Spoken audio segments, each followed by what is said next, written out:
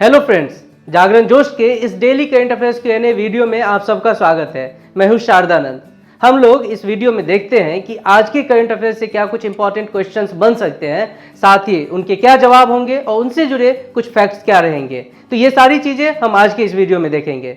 तो दोस्तों, आज का पहला सवाल है, हाल ही में भारतीय नौसेना ने गाइडेड मिसाइलों को ध्वस्त करने में माहिर किस युद्धपोत को समुद्र में उतारा? और सही जवाब है ऑप्शन बी, INS इम्फाल। देखिए, INS इम्फाल को हाल ही में क्या हुआ कि जो भारतीय नौसेना है उसने समुद्र में उतारा, और ये जो प्रोजेक्ट 15B है उस सीरीज में प्रोजेक्ट 15B में ये तीसरा युद्धपोत है जिसे कि समुद्र में उतारा गया। हालांकि अभी तक इसे नेवी में इंडक्ट नहीं किया गया, जो कि अभी 2 साल बाद 2021 में इंडक्ट किया जाएगा। पूरी कहानी बताऊंगा, उससे पहले ये समझ लेते हैं कि INS इम्फाल की जो स्पेसिफिकेशन है वो क्या है।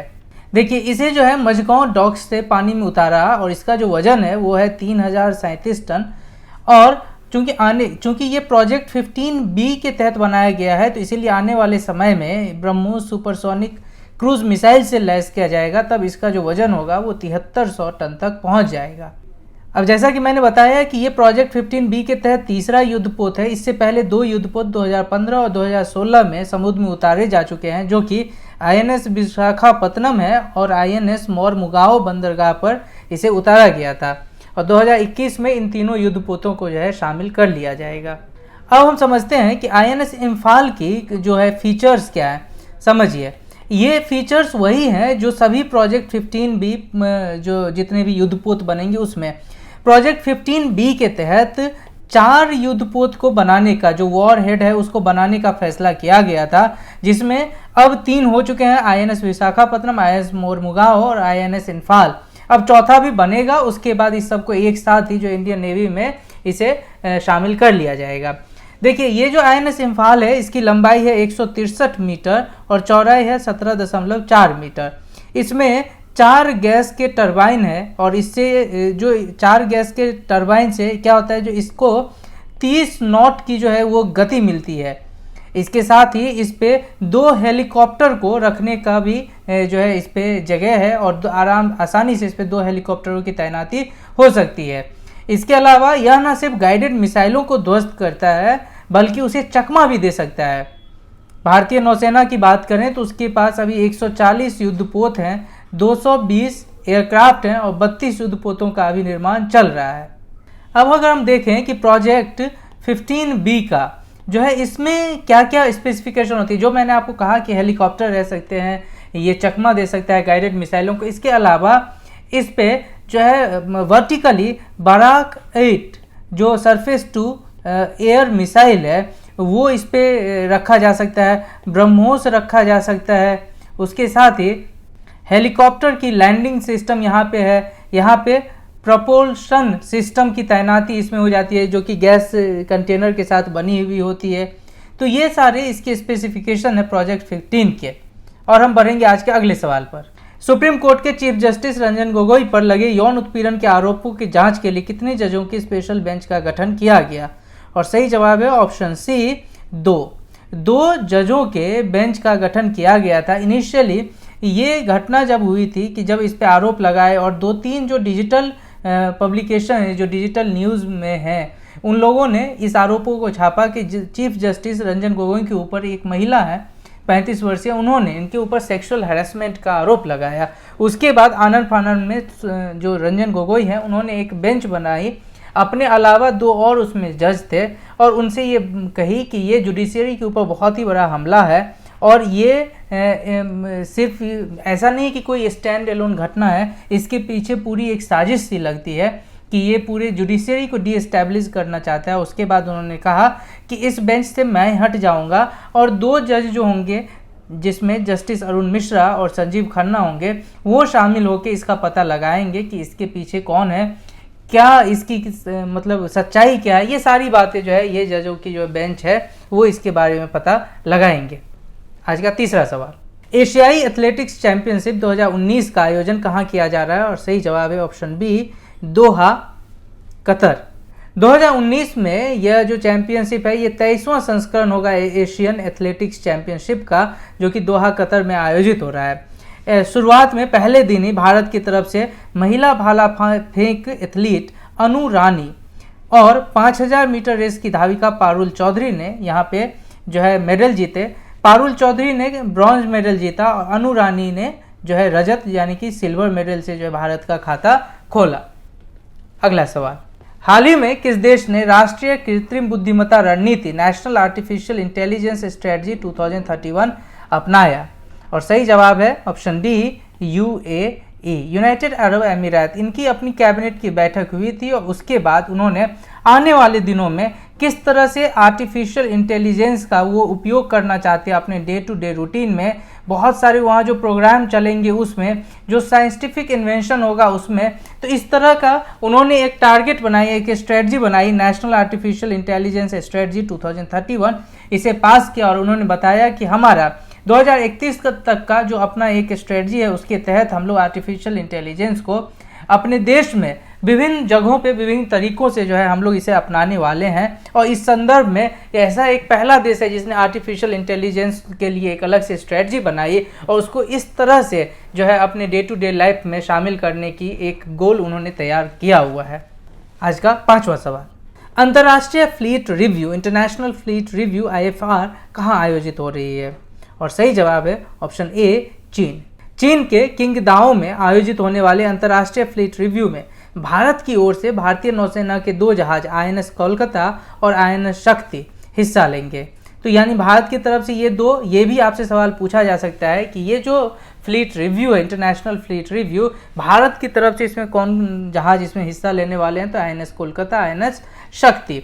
देखिए, अंतर्राष्ट्रीय फ्लीट रिव्यू जो IFR होता है ये एक्चुअली नौसेना के जहाज़ों, विमानों और पनडुब्बियों की एक परेड है। इसका आयोजन राष्ट्रों द्वारा सद्भावना को बढ़ावा देने, सहयोग को मजबूत बनाने और उनकी संगठनात्मक क्षमताओं को प्रदर्शित करने के लिए किया जाता है और इसका उद्देश्य यही है IFR का।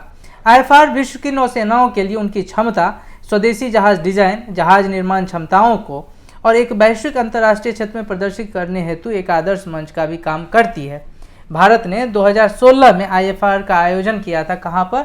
विशाखापट्टनम में। और जो कि इंटरनेशनल फ्लीट रिव्यू है उसका ये दूसरा जो एडिशन हुआ था वो भारत में हुआ था। अब इसकी जो इम्पोर्टेंट बात ये है कि IFR ये जो विश्व की नौसेनाओं के लिए उनकी क्षमता और स्वदेशी जहाज डिजाइन, जहाज निर्माण क्षमताओं को वैश्विक अंतर्राष्ट्रीय क्षेत्र में प्रदर्शित करने हेतु एक आदर्श मंच का काम करती है।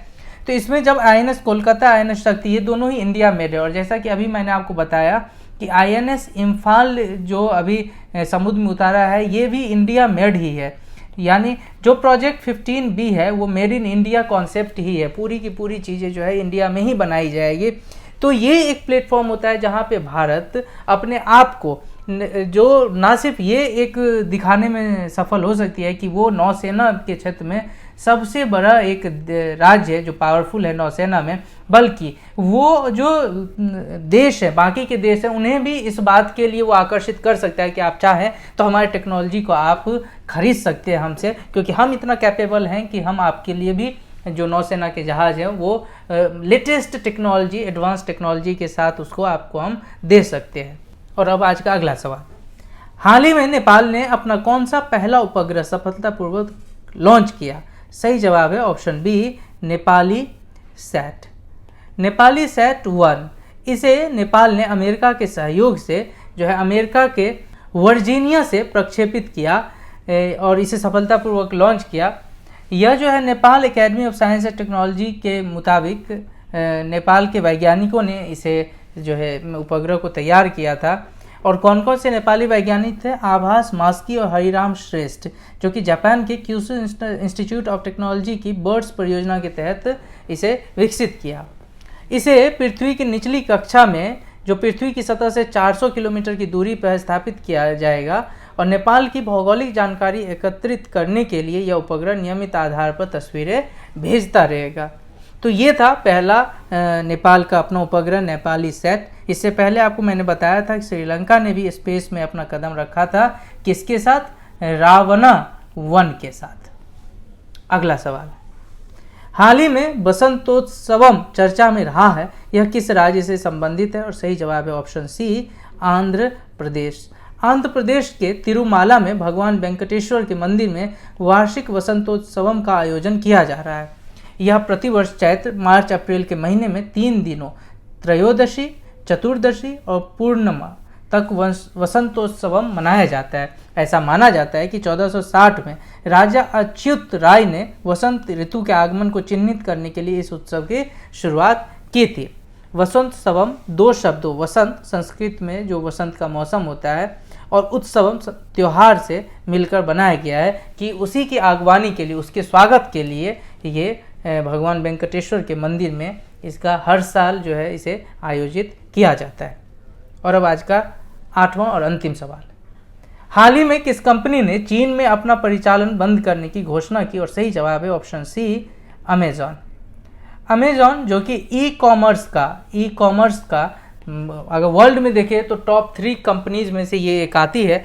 और उसने जिस तरह से वहाँ पे डोमेस्टिक कंपटीशन हो रहा है चाइना में, उस कंपटीशन को देखते हुए इन्होंने फैसला किया है कि अब वो चाइना के मार्केट से निकल आएंगी और 18 जुलाई को वो लास्ट डे होगा जब वहाँ पे इनका जो वर्किंग ख़त्म की जाएगी। चीन में अमेजॉन को अलीबाबा के टी मॉल और JD.com से कड़ी टक्कर मिल रही थी। और ना सिर्फ ये दो, बाकी के भी जो वहाँ के छोटे प्लेयर हैं वो लोग भी इन्हें कड़ी टक्कर दे रहे थे। अमेजॉन दुनिया की सबसे बड़ी ई कॉमर्स कंपनी है, लेकिन फिर भी चीनी ऑनलाइन रिटेलर से मुकाबला करने में कंपनी फेल हो गई। लेकिन अमेजॉन की जो दूसरी सर्विसेज है, अमेजॉन वेब सर्विस AWS, इसे वहाँ पे चालू रखा जाएगा क्योंकि ये कंपनी के रेवेन्यू का बहुत बड़ा हिस्सा ये देता है अमेजॉन को। तो ये था आज का हमारा सवालों का दौर। अब हम बढ़ेंगे अगले दौर में, जहाँ पे मैंने आपसे एक सवाल पूछा था उसका जवाब बताएंगे और आपके लिए एक नया सवाल भी रखेंगे। मैंने पूछा था, टाइम पत्रिका द्वारा हाल ही में जारी की गई 100 प्रभावशाली लोगों की सूची में किस भारतीय उद्योगपति का नाम शामिल किया गया है? तो सही जवाब है ऑप्शन ए, मुकेश अंबानी। मुकेश अंबानी को उद्योगपतियों के लिस्ट में जो है भारत के जो उद्योगपति हैं उनमें से मुकेश अंबानी का नाम 100 मोस्ट इम्पॉर्टेंट जो प्रभावशाली लोग हैं उनकी सूची में शामिल किया था मुकेश अंबानी का नाम टाइम मैगजीन ने। और अब आज का सवाल आपके लिए, जिसका जवाब आपको हमें कमेंट बॉक्स में लिख के बताना है। कौन सा संगठन हर साल विश्व प्रेस स्वतंत्रता सूचकांक जारी करता है? आपके जवाब का हमें हमारे कमेंट बॉक्स में इंतजार रहेगा। अपने फीडबैक हमसे आप लोग ज़रूर शेयर करें, हमें पता चलता है कि आप हमारे वीडियो के बारे में कैसा सोचते हैं, आपको पसंद हो रहा है, आप लोग इसे नियमित रूप से देखते हैं या नहीं देखते हैं। अगर नहीं देखते हैं तो इसे देखा कीजिए, इससे आपको बहुत सारी चीज़ों को जो है आपको आने वाले एग्ज़ाम में इसका लाभ आपको मिलेगा। वीडियो अच्छा लगा तो इसे आप लोग लाइक करें, शेयर करें, अपने दोस्तों में बताएं। और अब तक अगर आपने इसे सब्सक्राइब नहीं किया है इस चैनल को, जागरण जोश को, तो इसे सब्सक्राइब ज़रूर करें। और करंट अफेयर्स को और भी बहुत सारी खबरों को आप लोग जानने के लिए हमारा जो करंट अफेयर्स का ऐप है, जागरण जोश करंट अफेयर्स ऐप, उसे आप लोग अपने मोबाइल में इंस्टॉल कर सकते हैं और देखते रहें जागरणजोश.com।